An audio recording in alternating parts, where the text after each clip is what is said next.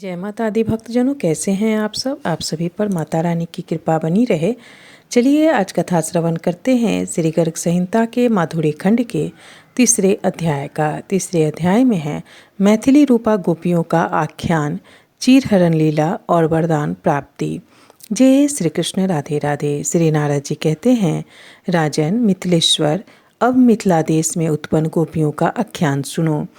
यह दशाश्वमेध तीर्थ पर स्नान का फल देने वाला और भक्ति भाव को बढ़ाने वाला है। श्री रामचंद्र जी के वर्ष से जो 9 नंदों के घरों में उत्पन्न हुई थीं, वे मैथिली रूपा गोप कन्याएं परम कमनीय नंद नंदन का दर्शन करके मोहित हो गईं। उन्होंने मार्गशीर्ष के शुभ मास में कात्यायनी का व्रत किया और उनकी मिट्टी की प्रतिमा बनाकर वे षोडशोपचार से उसकी पूजा करने लगीं। अरुणोदय की बेला में वे प्रतिदिन एक साथ भगवान के गुण गाती हुई आती और श्री यमुना जी के जल में स्नान करती थीं। एक दिन वे ब्रजंगनाएं अपने वस्त्र यमुना जी के किनारे रखकर उनके जल में प्रविष्ट हुईं और दोनों हाथों से जल उलीचकर एक दूसरे को भिंगोती हुई जल विहार करने लगीं। प्रातःकाल भगवान श्याम सुंदर वहां आए और तुरंत उन सब के वस्त्र लेकर कदम्ब पर आरूढ़ हो चोर की तरह चुपचाप बैठ गए। राजन, अपने वस्त्रों को न देखकर वे गोप कन्याएं बड़े विस्मय में पड़ी तथा कदम्ब पर बैठे हुए श्याम सुंदर को देखकर लजा गईं और हंसने लगीं। तब वृक्ष पर बैठे हुए श्री कृष्ण उन गोपियों से कहने लगे, तुम सब लोग यहाँ आकर अपने अपने कपड़े ले जाओ, अन्यथा मैं नहीं दूंगा। राजन, तब वे गोप कन्याएं शीतल जल के भीतर खड़ी खड़ी हंसती हुई लज्जा से मुँह नीचे किए बोलीं। गोपियों ने कहा, हे मनोहर नंद नंदन, हे गोप रत्न, हे गोप वंश के नूतन हंस, हे महान पीड़ा को हर लेने वाले श्री श्याम सुंदर, तुम जो आज्ञा करोगे हम वही करेंगी। तुम्हारी दासी होकर भी हम यहाँ वस्त्रहीन होकर कैसे रहें। आप गोपियों के वस्त्र लूटने वाले और माखन चोर हो। व्रज में जन्म लेकर भी बड़े रसिक हैं।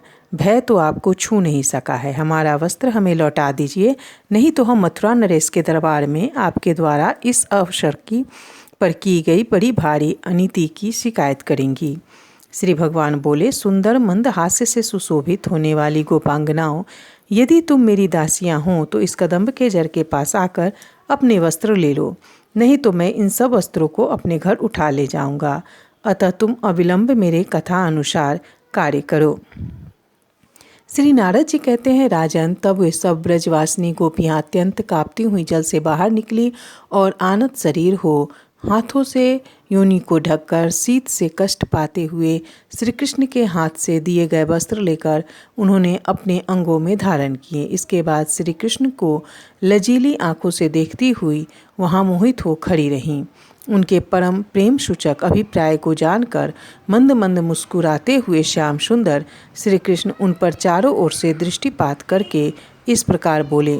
श्री भगवान ने कहा, गोपांगनाओं, तुमने मार्गशीर्ष मास में मेरी प्राप्ति के लिए जो कात्यायनी व्रत किया है वह अवश्य सफल होगा, इसमें संशय नहीं है। परसों दिन में वन में भीतर यमुना के मनोहर तट पर मैं तुम्हारे साथ रास करूँगा, जो तुम्हारा मनोरथ पूर्ण करने वाला होगा। यूँ कहकर परिपूर्णतम श्रीहरि जब चले गए, तब आनंदोल्लास से परिपूर्ण हो मंदहास की छटा बिखेरती हुई वे समस्त गोपबालाएं अपने घरों को गईं। इस प्रकार श्री गर्ग संहिता में माधुरी खंड के अंतर्गत नारद बहुलाश्व संवाद में मैथिली रूपा गोपियों का उपाख्यान नामक तीसरा अध्याय पूरा हुआ। जय श्री कृष्ण, राधे राधे।